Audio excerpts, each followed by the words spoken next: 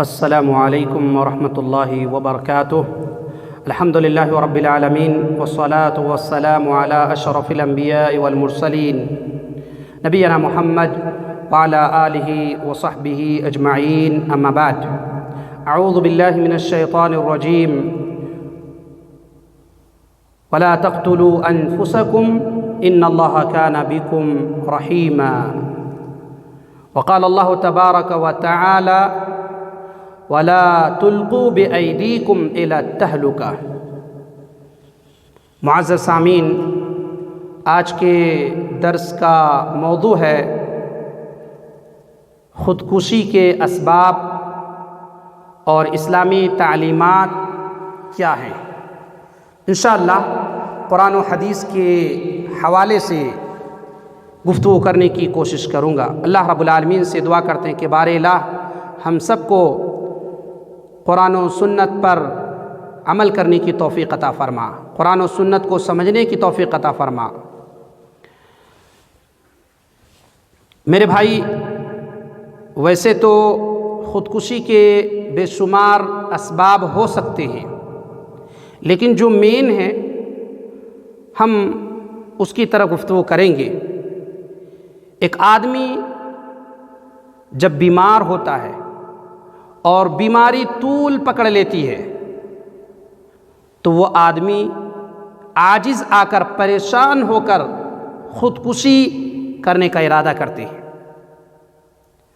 دوسرا، وہ آدمی جو معاشی تنگی کا شکار ہوتے ہیں اور اس سے نکلنا مشکل لگتا ہے تو ایسی صورت میں وہ خودکشی کرنے کی سوچتا ہے۔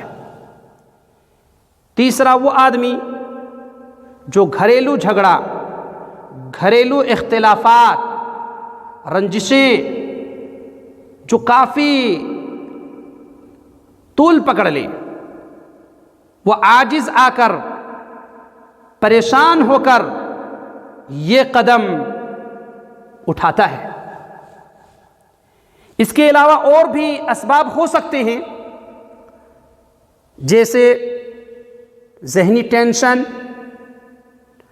صدمہ، کوئی امیر آدمی اچانک غریب ہو جائے، کنگال ہو جائے، کوئی تاجر آدمی اچانک وہ روڈ پر آ جائے، ہاتھوں میں کچھ نہ ہو تو اپنے آپ کو کھو بیٹھتے ہیں اور یہ قدم اٹھاتے ہیں۔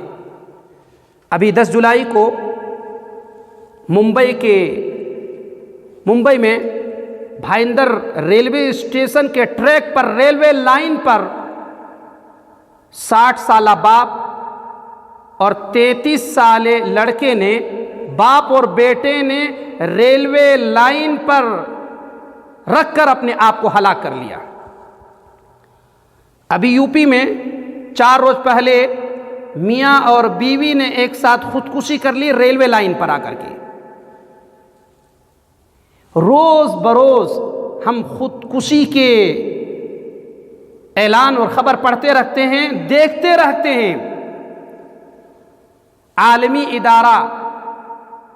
عالمی صحت ادارہ جو ہے، اس نے کہا ہے کہ پوری دنیا میں تقریباً سالانہ لوگ 10 لاکھ کے قریب خودکشی کرتے ہیں۔ امریکہ کی فلوریڈا یونیورسٹی کے محققین نے ایک مقالے میں اس بات کو ثابت کیا ہے کہ جو لوگ mobile, internet, video, social media پر لگے رہتے ہیں، وہ ذہنی تناؤ کے شکار ہوتے ہیں، وہ ذہنی ٹینشن کے شکار ہوتے ہیں اور وہ خودکشی کر لیتے ہیں۔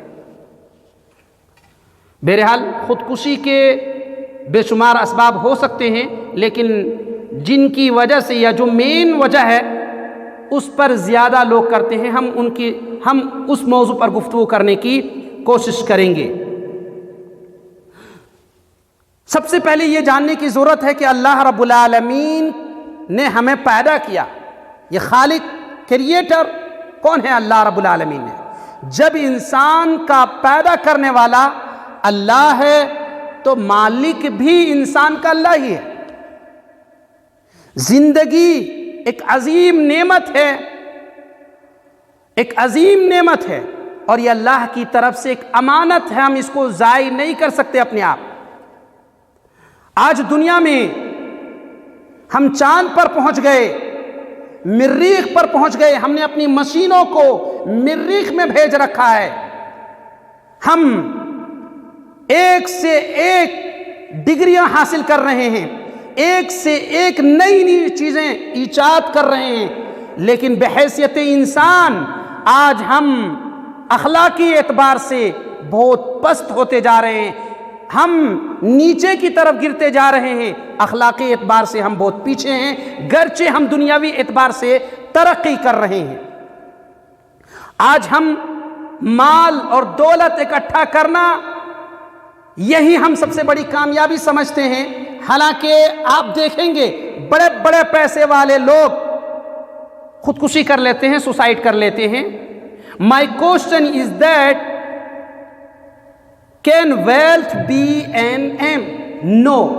We often hear of a millionaire committing suicide, or members of their families, wife, son or daughter committing suicide.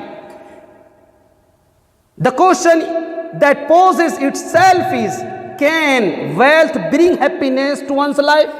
In most cases, the answer is no. Can collecting wealth a standing purpose? As we know, the 5-year-old child does not look for wealth. A toy for him is equal to $1 million. The 18-year-old adolescent does not dream of wealth because he is busy with more important things. The 90-year-old man does not care about money. He is worried more about his health. Then how would wealth then be considered as aim of life? This proves that wealth cannot be a standing purpose in all the stages of the individual's life. In Islam, wealth is not the destination. Wealth is not the purpose of our life. But wealth is a test. As Allah subhanahu wa ta'ala says in the Holy Quran, Surah At-Taghabun, chapter 64, verse 15, Innama amwalukum wa awladukum fitna. Your wealth and your children are only a trial. اسلام نے کہا ہے مال اور اولاد test کے لیے ہے. دس is not our destination. یہ ہمارا مقصد نہیں ہے کہ دنیا میں آئیں، کھائیں، پئیں، مال اکٹھا کریں اور یہاں سے چلے جائیں. یہ مقصد اللہ رب العالمین کا نہیں ہے. اس دنیا میں انسان کو بھیجنے کا مقصد یہ ہے کہ اللہ رب العالمین یہ دیکھنا چاہتا ہے کہ اللہ کا حکم کون مانتا ہے، کون اللہ کی عبادت کرنے والے لوگ ہیں، کون غیر اللہ کی عبادت کرتے ہیں. اسی لیے اللہ تعالیٰ نے قرآن مجید میں فرمایا الذی خلق الموت والحیاۃ لیبلوکم ایکم احسن عملا. اللہ نے موت اور حیات کو، زندگی اور لائف اور ڈیتھ کو اس لیے بنایا ہے تاکہ وہ جانچے، چیک کرے کہ تم میں سب سے اچھا عمل کون کرتا ہے، تم میں بہترین عمل کون کرتا ہے. اس لیے اللہ تعالیٰ نے بنایا ہے. اب ہم آتے ہیں کہ اللہ کے نبی صلی اللہ علیہ وسلم ایسے لوگوں کے بارے میں کیا تعلیم دیتے ہیں جو بیمار ہیں، جو پریشان ہیں. ان لوگوں کے بارے میں اسلام کی کیا تعلیمات ہے. میرے بھائی، سب سے پہلے ہم دیکھتے ہیں قرآن کریم اٹھاتے ہیں تو اللہ رب العالمین قرآن مجید میں فرماتا ہے عَسَىٰ أَن تَكْرَهُوا شَيْئًا وَهُوَ خَيْرٌ لَكُمْ وَعَسَىٰ أَن تُحِبُّوا شَيْئًا وَهُوَ شَرٌّ لَكُمْ. تم کسی چیز کو ناپسند ہو سکتا ہے، تم کسی چیز کو ناپسند سمجھو. تمہارے نزدیک کوئی چیز ناپسند ہو لیکن وہی تمہارے لیے بہتر ہو، اور تمہارے لیے تم کوئی چیز کو بہتر سمجھو حالانکہ وہ تمہارے لیے ہو سکتا ہے وہی تمہارے لیے بہتر نہ ہو. اللہ جانتا ہے اور تم نہیں جانتے ہو. یہ بہت بڑی بات ہے. اللہ تعالیٰ نے انسانوں کو یہ بتلایا ہے کہ تم نہیں جانتے ہو کہ اللہ کیا چاہتا ہے. ہو سکتا ہے جس سے تم نفرت کر رہے ہو وہی تمہارے لیے بہتر ہے۔ کوئی مریض ہے، کوئی بیمار ہے اور یہ سوچتا ہے کہ اس کی بیماری مسلسل سالوں سال کھینچتے چلی جا رہی ہے، بیمار ہیں، شفا کی امیدیں کم ہوتی جا رہی ہے، تو گھبرانے کی ضرورت نہیں میرے بھائی۔ اللہ رب العالمین اس کے ذریعے سے ہمارے گناہ بھی معاف کرتے ہیں۔ اللہ کے نبی صلی اللہ علیہ وسلم فرماتے ہیں ما من مسلم یصیبہ اذی من مرض فما سواہ الا حط اللہ بہ سیئاتہ کما تحط الشجرۃ ورقہا۔ اللہ کے نبی صلی اللہ علیہ وسلم کی یہ پیاری حدیث ہے جو صحیح مسلم میں ہے۔ اللہ کے نبی صلی اللہ علیہ وسلم نے کیا فرمایا؟ جب کسی مسلمان کو کوئی پریشانی یا بیماری لاحق ہو، ما من مسلم یصیبہ اذی من مرض فما سواہ الا حط اللہ بہ، بیماری ہو یا اس کے علاوہ کوئی اور ہو تو اس کی وجہ سے اللہ رب العالمین اس کے گناہوں کو ایسے ہی جھاڑ دیتے ہیں جس طرح سے موسم خزاں میں درخت اپنے پتوں کو جھاڑ دیتے ہیں، یعنی اس کے گناہ معاف ہو جاتے ہیں بیماری کی وجہ سے۔ اگر کوئی آدمی مسلسل بیمار ہے تو گھبرانے کی ضرورت نہیں ہے، یہ زحمت نہیں ہے، ہو سکتا ہے یہ اللہ کی طرف سے رحمت ہو، اس لیے کہ اس بیماری کی وجہ سے آپ کے گناہ معاف ہو رہے ہیں۔ اپنے بیمار آدمی کو سمجھائیں کہ حوصلہ کھونے کی ضرورت نہیں ہے، جس اللہ نے یہ بیماری دی ہے تو اس کا بھی اللہ کی طرف سے اللہ نے اس کا علاج بھی بتایا ہے، یا پھر اگر آپ کے علاج مفید نہیں ہیں تو اللہ کی طرف سے یہ رحمت ہے، اللہ آپ کے گناہ کو معاف فرما دیں گے۔ اللہ کے نبی صلی اللہ علیہ وسلم فرماتے ہیں، صحیح مسلم کی روایت ہے، عجبا لامر المؤمن ان امره كله خير وليس ذاك لاحد الا للمؤمن ان اصابته سراء شكر فكان خيرا له وان اصابته ضراء صبر فكان خيرا له۔ اللہ اکبر، اللہ اکبر، کتنی بڑی بات ہے، کتنی عظیم بات ہے جو اللہ کے نبی صلی اللہ علیہ وسلم نے امت مسلمہ کو تعلیم دی ہے۔ آپ صلی اللہ علیہ وسلم نے فرمایا مومن کا معاملہ بڑا عجیب ہے، عجبا لامر المؤمن ان امرہ کلہ خیر، ہر معاملے میں ان کے لیے بہتری ہے۔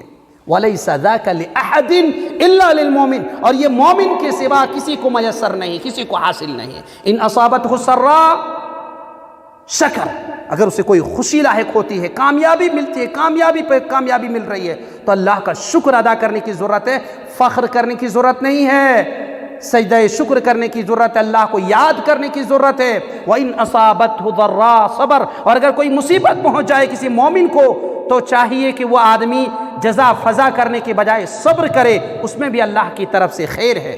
تو اللہ کے نبی صلی اللہ علیہ وسلم نے فرمایا دونوں اعتبار سے خیر ہے کہ اگر پریشانی میں ہیں تو اللہ رب العالمین سے دعا کیجئے، صبر کیجئے، اللہ رب العالمین آپ کے گناہوں کو معاف فرما دے گا۔ اللہ کے نبی صلی اللہ علیہ وسلم کی حدیث ہے جو صحیح بخاری میں ہے، اللہ کے نبی صلی اللہ علیہ وسلم فرماتے ہیں من یرید اللہ بہ خیرا یصب من، اللہ رب العالمین جس کے ساتھ بھلائی چاہتا ہے اسے مصیبتوں سے دوچار کرتا ہے۔ یاد رکھیے گا، مصیبتیں صرف ہم اپنے آپ کو اپنے یہاں سمجھتے ہیں کہ یہ عذاب ہو گیا، میرے بھائی عذاب نہیں، اللہ جس کے ساتھ بھلائی چاہتا ہے اللہ اسے مصیبتوں سے دوچار فرماتا ہے۔ ما يصيب المسلم من نصب ولا وصب ولا هم ولا حزن ولا اذى ولا غم حتى الشوكة يشاقها الا كفر الله به من خطاياه الا كفر الله بها من خطاياه۔ اللہ کے نبی صلی اللہ علیہ وسلم کی بہت پیاری حدیث ہے، آپ صلی اللہ علیہ وسلم نے فرمایا اگر کوئی پریشانی ہو، کوئی بیماری ہو، جس مسلمان کو کوئی کسی بیماری میں مبتلا ہے، کسی پریشانی میں مبتلا ہے، حزن و ملال میں ہے، کانٹا اگر چپ جائے تو بھی اللہ رب العالمین اس کے ذریعے سے ان کے گناہوں کا کفارہ بنا دیتا ہے، ان کے گناہوں کو معاف فرما دیتا ہے۔ بیماری کی وجہ سے آدمی ٹینشن کی وجہ سے پریشان ہوتے ہیں، حزن ولا ہم ولا غم ولا اذى، اللہ اکبر، اللہ کے نبی صلی اللہ علیہ وسلم نے فرمایا چاہے غم ہو، پریشانی ہو، بیماری ہو، ان تمام چیزوں کی وجہ سے ہمارے گناہ معاف ہو جاتے ہیں۔ اللہ اکبر۔ اور اگر ہم خودکشی کر لیتے ہیں تو اللہ کی طرف سے بہت بھاری عذاب ہے۔ اللہ کے نبی صلی اللہ علیہ وسلم فرماتے ہیں من ترد من جبل فقتل نفسه فهو في نار جہنم يتردى فيه خالدا مخلدا فيها ومن تحسى سما فقتل نفسه فسمه في يده يتحساه في نار جهنم خالدا مخلدا فيها ومن قتل نفسه بحديدة فحديدته في يده يجأ بها في بطنه یجأ بہا فی بطنہ فی نار جہنم خالدا مخلدا فیہا ابدا۔ اللہ کے نبی صلی اللہ علیہ وسلم کی یہ حدیث ہے جو صحیح بخاری میں ہے۔ اللہ کے نبی صلی اللہ علیہ وسلم نے فرمایا اگر کوئی شخص پہاڑ پر چڑھ کر اپنے آپ کو ہلاک کر لے، گرا کر ہلاک کر لے، تو وہ جہنم میں ہوگا اور اسی طرح سے جہنم میں اپنے آپ کو گراتا رہے گا اور ہمیشہ ہمیشہ اس میں رہیں گے۔ اور اگر کسی شخص نے زہر پی کر خودکشی کر لی تو زہر ان کے ہاتھ میں ہوں گے اور جہنم میں وہ پیتے ہوں گے اور پھر وہ اپنے آپ کو ہلاک کرتے ہوں گے اور ہمیشہ ہمیشہ اس میں رہیں گے۔ اللہ کے نبی صلی اللہ علیہ وسلم فرماتے ہیں وَمَنْ قَتَلَ نَفْسَهُ بِحَدِيدَةٍ فَحَدِيدَتُهُ فِي يَدِهِ، اگر کسی شخص نے کسی ہتھیار سے، لوہے کی ہتھیار سے اپنے آپ کو ہلاک کر لیا، اپنے پیٹ میں مار ڈالا اور اس سے اپنے آپ کو ہلاک کر لیا، تو اللہ کے نبی صلی اللہ علیہ وسلم فرمایا یجأ بہا فی بطنہ فی نار جہنم خالدا مخلدا فیہا، تو قیامت کے دن جہنم میں وہ آدمی اس ہتھیار کے ذریعے اپنی پیٹ میں مار رہے ہوں گے، گھونپ رہے ہوں گے اس کے ذریعے سے، چاہے وہ پستول ہو، چاہے وہ لوہے کی ہتھیار ہو، جس سے انسان اپنے آپ کو ہلاک کرے، تو قیامت کے دن اسی چیز سے اسے عذاب بھی دیا جائے گا جہنم میں اور ہمیشہ ہمیشہ اس میں رہیں گے۔ یہاں ہمیشہ کا مطلب ہے ایک طویل مدت، چونکہ وہ مومن ہے، اگر مسلمان ہے تو اللہ رب العالمین چاہے گا تو پھر اللہ رب العالمین وہ اپنی گناہوں کی سزا پانے کے بعد اللہ تعالیٰ اسے جنت میں داخلہ فرمائے گا۔ یہ ایک مومن کی جو ہے ایک مومن کا ایمان ہے کہ اللہ رب العالمین اسے جنت میں پھر دوبارہ جگہ عطا فرمائے گا۔ لیکن اگر کوئی آدمی یہ جائز سمجھ کر کے اس کو انجام دیا ہے تو پھر اللہ رب العالمین بہتر علم رکھنے والا ہے۔ میرے بھائی، اللہ کے نبی صلی اللہ علیہ وسلم کی ایک حدیث ہے، آپ صلی اللہ علیہ وسلم نے فرمایا الذی یخنق نفسہ یخنقها فی النار والذی یطعنها فی النار۔ اللہ اکبر، یہ بھی صحیح بخاری کی روایت ہے۔ اللہ کے نبی صلی اللہ علیہ وسلم نے فرمایا جس شخص نے گلا گھونٹ کر اپنے آپ کو ہلاک کر لیا تو جہنم میں اسی طرح وہ اپنا گلا گھونٹتا رہے گا اور ہلاک کرتے رہیں گے۔ اور جس شخص نے کسی تلوار یا نیزے یا برچھے یا پستول یا اس طرح کی چیزوں سے اپنے آپ کو ہلاک کر لیا والذی یطعنها فی النار، تو جہنم میں وہ اسی طرح اپنے آپ کو ہلاک کر رہے ہوں گے۔ اللہ کے نبی صلی اللہ علیہ وسلم کی حدیث ہے جو صحیح بخاری میں ہے، اللہ کے نبی فرماتے ہیں کان برجل جراح فقتل نفسه فقال اللہ بدرنی عبدی بنفسی حرمت علیہ الجنہ۔ اللہ کے نبی صلی اللہ علیہ وسلم نے فرمایا ایک شخص کو زخم لگا اور اس زخم کی وجہ سے اپنے آپ کو اس نے جان بوجھ کر کے ہلاک کر لیا اپنے نفس کو۔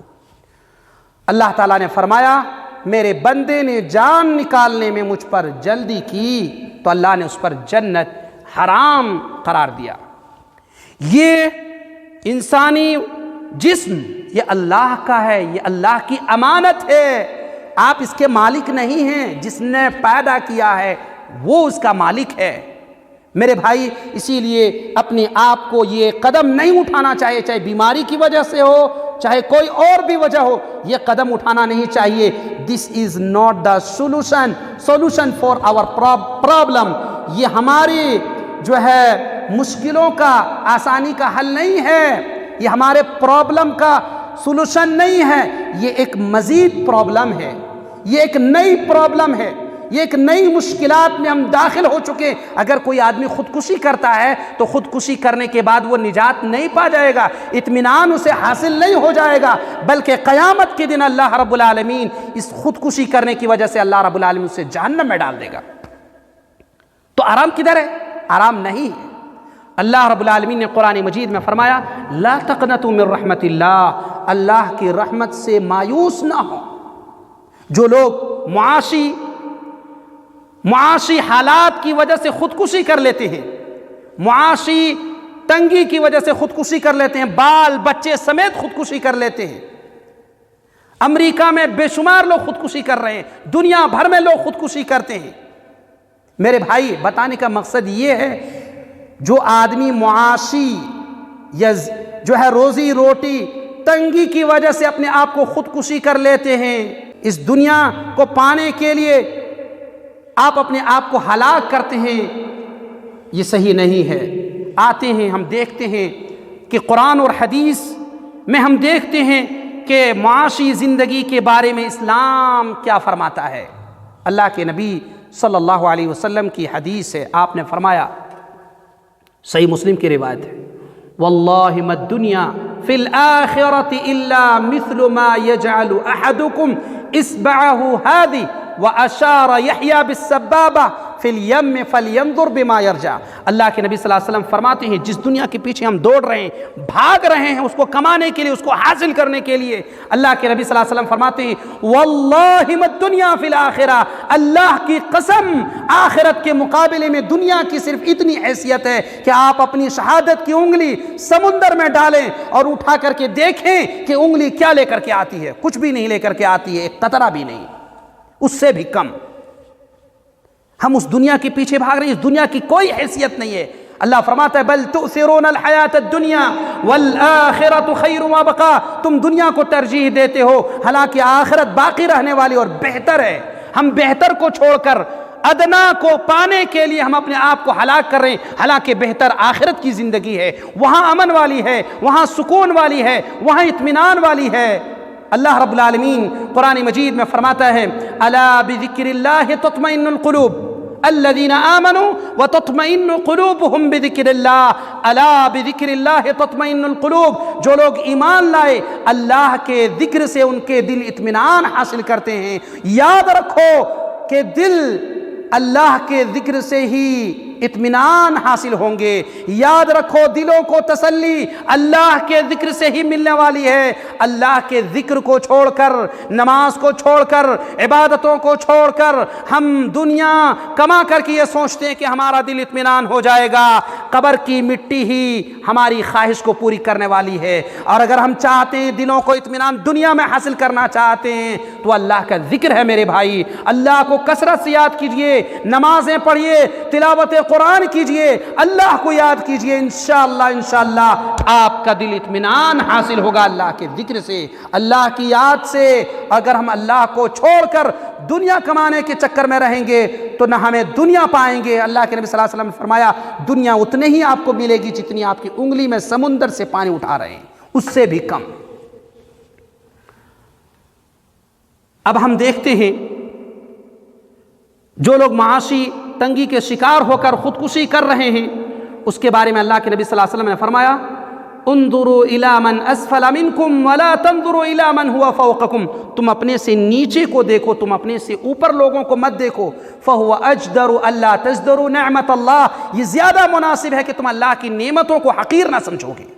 اگر ہم دیکھیں گے کہ بڑا آدمی کھا پی رہا ہے، ہم اتنے نیچے ہیں، بھائی ہم حسد میں مبتلا ہو جائیں گے، بلکہ ہمیں یہ دیکھنا چاہیے کہ ہم سے بھی نیچے لوگ ہیں جن کے بال بچے ہیں، ان کے گھر میں کمانے والے نہیں ہیں، ان کے گھر موجود نہیں ہیں۔ الحمدللہ میرا تو گھر بھی ہے، بال بچے بھی ہیں، اللہ نے کمانے کا ذریعہ بھی بنایا ہے۔ تو تم اپنے سے نیچے لوگوں کو دیکھو، تم اپنے سے اوپر لوگوں کو نہیں دیکھو۔ اگر تم یہ اپنے سے اوپر کو دیکھو گے تم اللہ کی نعمتوں کی ناقدری کر بیٹھو گے۔ اللہ نے جو تمہارے اوپر انعام کیا ہے تم ان کا شکر ادا نہیں کر سکو گے میرے بھائی۔ اسی لیے ہم چاہیے کہ اللہ کی نعمتوں کی قدر کریں، جو کچھ دیا ہے اللہ رب العالمین نے اس پر صبر کریں اور اس میں خوش رہنے کی کوشش کریں۔ اللہ کے نبی صلی اللہ علیہ وسلم نے فرمایا لیس الغنا عن کثرت الارض ولکن الغنا غنى النفس، رواہ البخاری۔ اللہ کے نبی صلی اللہ علیہ وسلم نے فرمایا مالداری یہ نہیں کہ دنیا کے ساز و سامان گھر میں اکٹھا کر کے رکھیں، سب کچھ آپ کو حاصل ہو، دنیا ہو۔ لیس الغنى عن کثرت الارض ولکن الغنى غنى النفس، لیکن مالداری تو دل کی مالداری ہے، جو کچھ اللہ نے دیا اس میں اطمینان حاصل کر رہے ہیں تو یہی تو مالداری ہے۔ اللہ کے نبی صلی اللہ علیہ وسلم فرماتے ہیں، صحیح مسلم کی روایت ہے، آپ صلی اللہ علیہ وسلم نے فرمایا قد افلح من اسلم ورزق کفافا وقنعه اللہ بما آتا، وہ آدمی کامیاب ہو گیا جس نے اسلام قبول کیا اور جو بقدر ضرورت اسے روزی ملی اسے کافی ہو گیا۔ وقنعه اللہ بما آتا ورزق کفافا وقنعه اللہ بما آتا، اور جو کچھ اللہ نے دیا اس میں قناعت کر رہے ہیں، اس میں وہ صبر کرتے ہیں، تو اللہ اکبر، یہ سمجھے کہ اللہ رب العالمین کی طرف سے بہت بڑی نعمت ہے کہ انسان اس کا شکر ادا کرے جو کچھ اللہ رب العالمین نے آپ کو دیا ہے۔ ام المومنین عائشہ رضی اللہ عنہ فرماتی ہیں کہ ہمارے گھروں میں نبی اکرم صلی اللہ علیہ وسلم کے زمانے میں، صحیح بخاری کی روایت ہے، نبی اکرم صلی اللہ علیہ وسلم کے زمانے میں ہمارے گھروں میں ایک چاند دیکھتے، پھر ایک چاند دیکھتے، پھر ایک چاند دیکھتے، یعنی کہ دو مہینے تک ہمارے گھروں میں چولہے نہیں جلتے، آگ نہیں جلتی، چولہے نہیں جلاتے۔ حضرت عروہ رضی اللہ عنہ راوی حدیث ہے، وہ کہتے ہیں کہ خالہ اماں پھر آپ لوگوں کا گھر کیسے چلتا تھا؟ ام المومنین عائشہ رضی اللہ عنہ فرماتی ہیں کہ ہم کھجور اور پانی سے زندگی بسر کرتے۔ البتہ اللہ کے نبی صلی اللہ علیہ وسلم کے پڑوس میں انصاری صحابی تھے، وہ کبھی کبھار آپ صلی اللہ علیہ وسلم کو دودھ لا دیتے، خود بھی پیتے اور ہم لوگ کو بھی پلاتے۔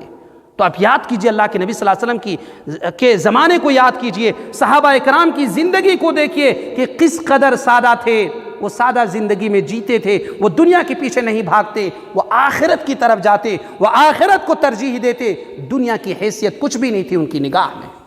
آج ہم سب کچھ دنیا ہی کو سمجھ رکھے ہیں، رشتہ داری توڑ دیے، نماز روزے سے کوئی لینا دینا نہیں، کوئی بھی مطلب نہیں، 60-70 سال زندگی گزر گئی، ہم صرف دنیا کمانے کے پیچھے پڑے ہیں، موٹر سائیکل خریدنی ہے، گھر بنانا ہے، یہ کرنا ہے، وہ کرنا، ہم اسی میں ہلاک ہو گئے، اپنے آپ کو ہم نے ہلاک کر دیا۔ یہ سوچئے ہم اگر تھوڑی چیز میں راضی ہو جائیں گے تو جو لوگ دنیا کے پیچھے بھاگ رہے ہیں، جو دنیا کو دیکھ رہے ہیں، ہمیں کم سے کم اطمینان حاصل ہوگا کہ جو کچھ اللہ نے دیا ہم اس پر صبر کرتے ہیں۔ تیسری چیز ہے گھریلو جھگڑا۔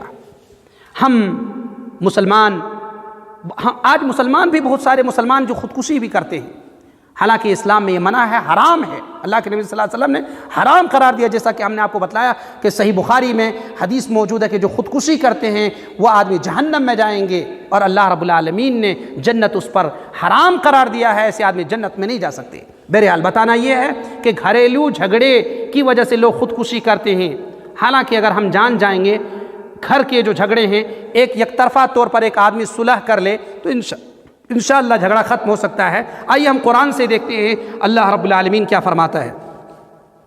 اللہ رب العالمین نے قرآن مجید میں فرمایا وَعَاشِرُوهُنَّ بِالْمَعْرُوفِ فَإِن كَرِهْتُمُوهُنَّ فَعَسَىٰ أَن تَكْرَهُوا شَيْئًا وَيَجْعَلَ اللَّهُ فِيهِ خَيْرًا كَثِيرًا۔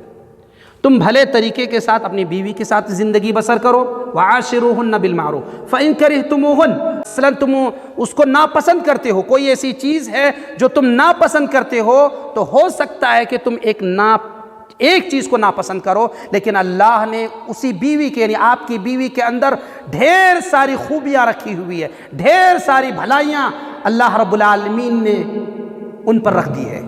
تو میرے بھائی ایک چیز کی وجہ سے اپنی بیوی کو تنگ کرتے ہیں یا مارتے ہیں یا گھریلو جھگڑا کرتے ہیں، ایسا کرنا صحیح نہیں ہے۔ اور بیوی کو بھی چاہیے کہ اپنے شوہر کا احترام کرے، جو اسلام نے مقام دیا ہے اس کو وہ دے، اور مرد کو بھی چاہیے، شوہر کو بھی چاہیے کہ اپنی بیویوں کا حقوق باقی رکھے، جو اللہ کے نبی صلی اللہ علیہ وسلم نے فرمایا وہ ادا کرے، جو حق ہے، کھانا، کپڑا، یہ ساری چیزیں جو ہیں آپ کے حق بنتے ہیں، آپ اس کو دیں، اپنے بال بچوں کو دیکھیں، دیکھ بھال کریں۔ اور پھر اسی طرح سے اللہ رب العالمین قرآن مجید میں فرماتا ہے ان یصلح بینہما صلحا وصلح خیر۔ اللہ اکبر، کتنی بڑی بات ہے۔ اللہ رب العالمین نے فرمایا ان یصلح بینہما، صلح کر لے آپس میں، ان یصلح بینہما کہ آپس میں صلح کر لے، وصلح خیر، یہ صلح بہتر ہے، اور ایک دوسرے کی غلطیوں کو معاف کر دینا چاہیے، ایڈجسٹ کرنا چاہیے۔ گھریلو کام اگر ہے، بیوی نہیں کر سک رہی ہے تو آپ ہاتھ بٹائیں، اپنی بیوی کے ہاتھ بٹائیں، کام کر دیں، گھر کے کام کریں، انشاءاللہ اس سے جھگڑے نہیں ہوں گے۔ ایڈجسٹ کرنا سیکھیے، ہر مسئلے کا حکم اپنی بیوی پر حکم نافذ کرنا ہی نہیں ہے، بلکہ میرے بھائی اگر آپ آپس میں مل کے رہنا چاہیں گے تو انشاءاللہ رہ سکتے ہیں۔ قرآن مجید کی تعلیمات ہے، اللہ رب العالمین فرماتا ہے وَالْكَاظِمِينَ الْغَيْظَ وَالْعَافِينَ عَنِ النَّاسِ وَاللَّهُ يُحِبُّ الْمُحْسِنِينَ، جو لوگ غصہ پی جاتے ہیں، لوگوں کی غلطیوں اور گناہوں کو معاف کر دیتے ہیں، اللہ رب العالمین کو ایسے ہی لوگ پسند ہیں، ایسے ہی نیک لوگوں کو اللہ رب العالمین پسند فرماتا ہے۔ تو ہمیں چاہیے کہ ہم اپنے گھریلو حالات کو سدھارنے کی کوشش کریں، اور خاص کر کے اپنے گھروں میں اسلامی تعلیمات کو لاگو کریں، نماز کی طرف توجہ دیں، حلال اور حرام کیا ہے اس کے بیچ میں فرق کرنے کی کوشش کریں. اپنے بچوں کو حلال کھلائیں. حرام کھلائیں گے تو آپ کے بچے خراب ہوں گے, بگڑیں گے, خود بھی آپ بگڑ جائیں گے, آپ کی بیوی بگڑ جائے گی, پھر گھر کا جو ماحول ہے وہ پورا بگڑ جائے گا. گھر جنت نما تبھی ہو سکتا ہے جب ہم اسلامی تعلیمات پر عمل کریں گے. جو کچھ اللہ نے قرآن میں فرمایا ہے اور جو کچھ محمد رسول اللہ صلی اللہ علیہ وسلم نے اپنے احادیث مبارکہ میں فرمایا ہے اس پر عمل کریں گے تو انشاءاللہ یہ دنیا ہم آرام کی زندگی بسر کر سکتے ہیں. اور اللہ رب العالمین نے قرآن مجید میں فرمایا من عمل صالحا من ذکر او انثى وهو مؤمن فَلَنُحْيِيَنَّهُ حَيَاةً طَيِّبَةً. اللہ اکبر. اللہ رب العالمین نے فرمایا من عمل صالحا من ذکر او انثى, مرد اور عورت میں سے جو بھی نیک عمل کرے ہم اس کی من عمل صالحا من ذکر او انثى وهو مؤمن, اس حال میں کہ وہ مومن ہو, فَلَنُحْيِيَنَّهُ حَيَاةً طَيِّبَةً, تو ہم اس کی زندگی کو خوشگوار کر دیں گے, پاکیزہ بنا دیں گے, بہترین بنا دیں گے. میرے بھائی تو شرط یہ ہے کہ اگر چاہتے ہیں ہمارے گھر میں لڑائی اور جھگڑا نہ ہو تو ہمیں چاہیے کہ اپنے گھر کو اسلامی تعلیمات سے منور کریں, اپنے گھروں میں اپنے بچوں کو حلال کھلائیں, نماز کی طرف راغب کریں, توحید بچوں کو سکھائیں, کتاب و سنت کی تعلیم دیں. انشاءاللہ ہمارا گھر بہتر ہوگا, خوشگوار ہوگا, اطمینان بخش گھر ہوگا. آپ دیکھیں گے تو خوش ہو جائیں گے. اللہ رب العالمین سے دعا کرتے ہیں کہ بار الہ ہم سب کو سوسائڈ اور خودکشی سے بچائے, اور جو لوگ بھی ایسا ارادہ رکھتے ہیں اللہ ہم سب کی حفاظت فرما. اے اللہ تو ہی دلوں کا پھیرنے والا ہے رب العالمین, ہمارے دلوں کو اسلام کی طرف, کتاب و سنت کی طرف, توحید کی طرف اے اللہ پھیر دے, اور ہر شر اور فتنے سے اللہ تو ہم سب کو محفوظ فرما, ہم سب کو بچا. اے اللہ ہم سب کو گناہوں سے بچا, اے اللہ ہم سب کو شرک سے بچا, اے اللہ ہم سب کو بدعات سے بچا, اے اللہ ہم سب کو کتاب و سنت پر عمل کرنے کی توفیق عطا فرما. آمین. وآخر دعوانا ان الحمد للہ رب العالمین. السلام علیکم ورحمۃ اللہ وبرکاتہ.